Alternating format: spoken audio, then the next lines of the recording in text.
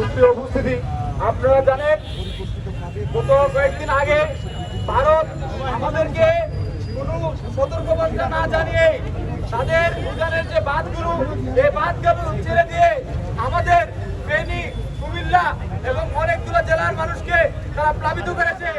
হত্যাকাণ্ড থেকে শুরু করে প্রত্যেকটা হত্যাকাণ্ড ভারতীয় সরকার কর্তৃক সংগঠিত হয়েছে।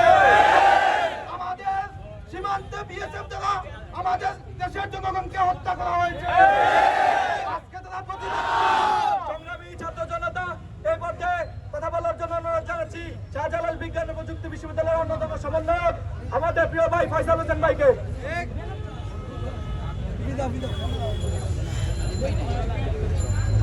সংগ্রামী ছাত্র জনতা, আপনারা জানেন নোয়াখালী, কুমিল্লা, ফেনী অঞ্চলে এক কৃত্রিম বন্যায় ভারতের ষড়যন্ত্রে একটি কৃত্রিম